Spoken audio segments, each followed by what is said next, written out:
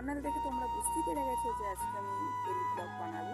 তো সারাদিন কী করবো না করবো সবই তোমাদের সাথে শেয়ার করবো। ফার্স্টেই বলে দিই, যারা আমাকে চেনো না তাদের জন্য, আমি রমিতা গোস্বামী, আমি শ্রীরামপুরে থাকি, আমি ক্লাস 12-এ পড়ছি, ফেব্রুয়ারিতে আমার এইচএস। তাই জন্য ফার্স্টে ভাবছিলাম যে আমি এই চ্যানেলটা কন্টিনিউ করবো কিনা, কারণ কি এই চ্যানেলটা অনেকদিন আগে আমি ক্রিয়েট করেছি। এখানে ডান্স ভিডিও আমি ছাড়তাম, বাট ডান্স ভিডিও সবসময় শ্যুট করাটাও একটু চাপের হয়ে যায়, তাই জন্য বন্ধ হয়ে গেছে। তাই জন্য আবার কন্টিনিউ করছি। এখানে শুধু ডান্স ভিডিও আসবে না, এখানে সব রকমই ভিডিও আসবে, ব্লগ বা ট্রাভেলিং যা করবো আর কি, সব ভিডিওই আসবে। তো তোমরা কমেন্টে জানিও যে কীরকম টাইপের তোমরা দেখতে চাও ব্লগ। তো আজকে বেশি বকব না করে এখান থেকেই ব্লগটা স্টার্ট হচ্ছে, দেখা হচ্ছে পরে।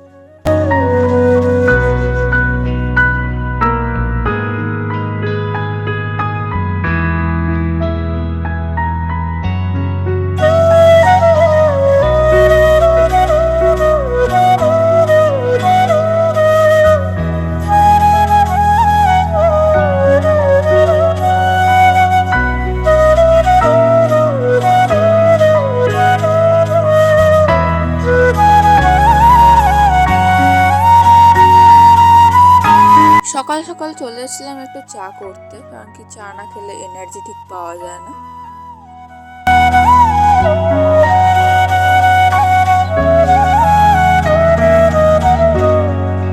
জলটা ভালো করে ফুটে গেছে, এবারে একটু দিদাও ফোন করেছিল, কথা বলে নিয়ে আমি চা পাতা দিয়ে দিয়েছি। চা পাতা দিয়ে তারপরে একটু ঢাকা দিয়ে রাখতে হবে কিছুক্ষণ, তাহলে চায়ের স্বাদটা ভালো পাওয়া যায়। তো তোমরা দেখতেই পাচ্ছ যে চাটা হয়ে গেছে।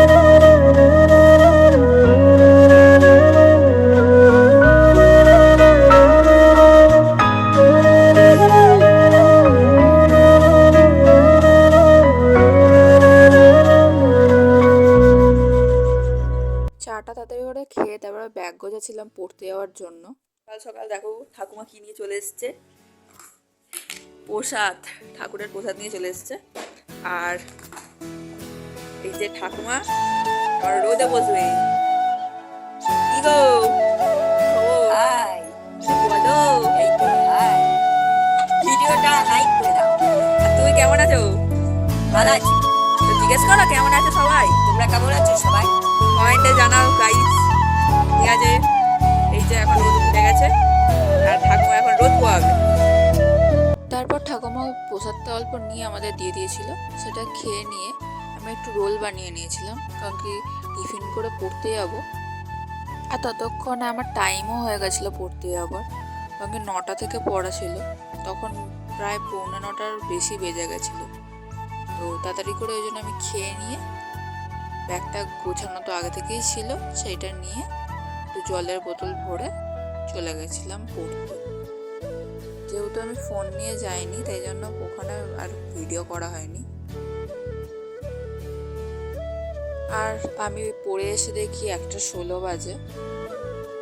পড়ে চলে এসেছি প্রায় 1:45 নাগাদ, কিন্তু এখন বাজে 1:16, দেখলে যেরকম। তো এখন আমার ঠাকুমা করছে, চচ্চড়ি করছে। তো চচ্চড়ির জন্য একটু সর্ষে পোস্ত বেটে দিতে হবে। আর আমি তারপরে করবো হচ্ছে আমার ফেভারিট পাবদা মাছ। তো দেখি ওটাই ভাবছি যে পাবদা মাছ পেঁয়াজ রসুন দিয়ে করবো না সর্ষে পোস্ত দিয়ে। তো দেখা যাক কী করা যায়, দেখতে থাকো। এই যে সর্ষে পোস্ত বাড়বো, তো এটা নিয়ে দেখি তুলে দিই। এই যে বাটা হয়ে গেছে, তো এবার এটা নিয়ে চলে যাবো রান্নাঘরে ঠাকুমাকে দিতে। প্রায় হয়েই গেছে চচ্চড়ি, আর ওপর থেকে একটু সর্ষে পোস্তটা দিয়ে দিল, আর এরপরে একটু নাড়াচাড়া করে নেবে। আর জল দিয়ে ভালো করে বাটনাটা একটু দিয়ে দিল, কারণ কি তাতে নাকি স্বাদ আরও বেড়ে যায় রান্নার। তো এরপর সেটা নাড়াচাড়া ভালো করে করে নিয়ে মিশিয়ে নেবে।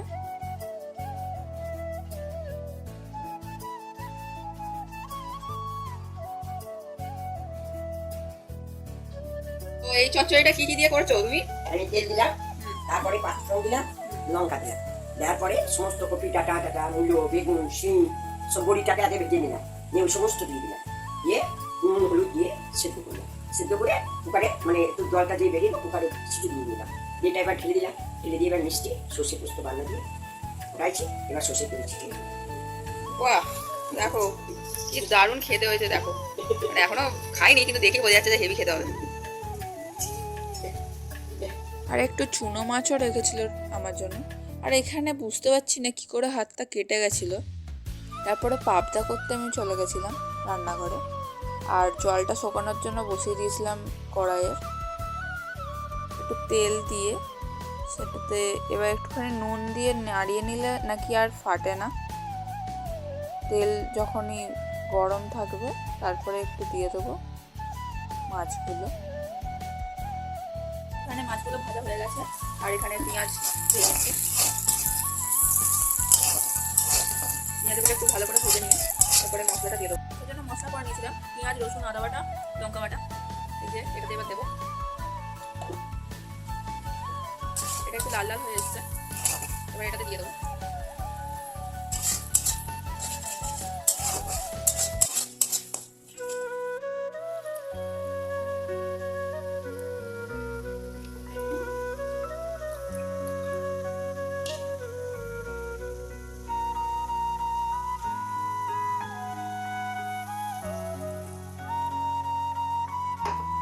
এবার স্বাদ মতো নুন দিয়ে দেবো,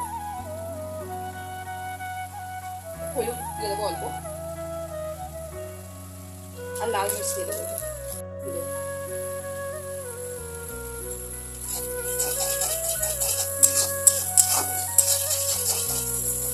তো এবার আমি এক এক করে মাছ দিয়ে দেবো এখানে।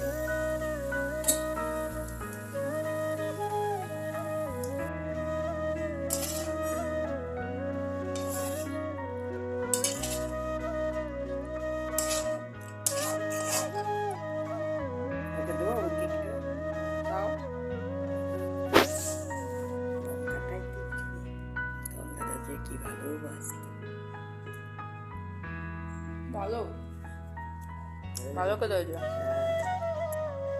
তারপর আমি চান করে নিয়েছিলাম, তারপরে একটু স্কিন কেয়ার যেটা করার হয় রোজকার সেগুলো স্কিন কেয়ার করে নিয়েছি।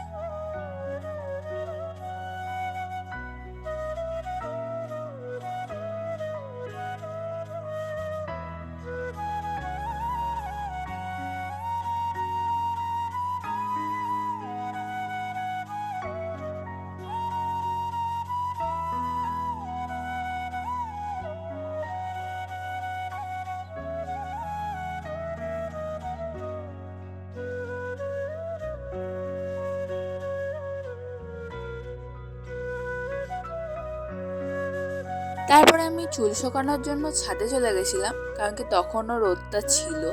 আর তারপর পায়চারি করে ভালো করে চুলটা শুকিয়ে নেওয়ার পর আমি তলায় এসে দেখি মা ভাত বেড়ে দিয়েছে। তারপরে আজকে আমাদের যা যা মেনু সেইগুলো নিয়ে বসে পড়েছি। আর চচ্চড়ি দিয়ে ভাত মেখে খাওয়ার পর আমি পাবদা মাছের ঝাল দিয়েও ভাতটা মেখে খেয়ে দেখলাম, দুটোই দারুণ হয়েছিল। আর আমি খেতে বসেছি আর প্রেত কথার পডকাস্ট শুনবো না, এটা তো হতেই পারে না। তারপরে খেয়ে উঠে আমি একটু পড়তে বসে পড়েছিলাম, কারণ কি সকালবেলা যা যা পড়েছি সেগুলো একটু রিভিশন দিচ্ছিলাম। তারপরে আমি একটু রেস্ট নিয়ে রেডি হতে চলে এসেছি ডান্স ক্লাসের জন্য। আর আমি একটু নকশা মেরে রিলসের মতো করে রেডি হয়ে বেরিয়ে পড়লাম ডান্স ক্লাসের জন্য। আর এবার আমাকে দাঁড়িয়ে থাকতে হবে, কারণ কি টোটো পাওয়া এখান থেকে খুবই মুশকিলে। ওইদিকে টোটো যেতে চায় না আমার ডান্স ক্লাসের ওইদিকে। আর পাই না যখন পাই অনেকগুলোই পেয়ে যাই। তো যাক, আমি টোটো পেয়ে গেছি। আর রাস্তায় যেতে যেতে অনেকগুলোই বিয়েবাড়ি আমার চোখে পড়লো। তো এই দেখো আরেকটা বিয়েবাড়ি, কারণ কি এখন শীতকাল আর এখন তো বিয়েবাড়ি পড়বেই। আর এটা আমার ডান্স ক্লাস। তো এখানে দেখতে পাচ্ছ ম্যামকে ঘিরে সব বাচ্চাগুলো ডান্স করছে, কারণ কি আমাদের ব্যাচের আগেই বাচ্চাদের ব্যাচ করায় ম্যাম। আর এখানে দেখো কিউট না বাচ্চাটা, একটা বনুর আরেকটা বনু, মানে বনুর বনু। আর এখানে এই যে রুস্মিতা দিদি মুখ লোগাচ্ছে ক্যামেরা দেখে।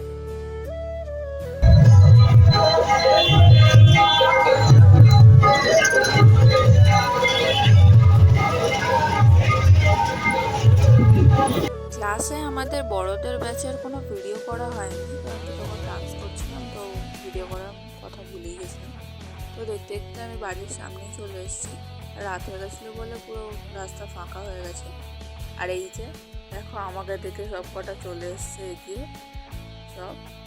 আর এখন যা ঠান্ডা পড়েছে, বাপ রে বাপ। আজকে রাতে এই মাংসের ঝোলটা হয়েছে, তো রাতে আমি ভাত আর মাংসের ঝোল করব। তো আজকের জন্য এটাই।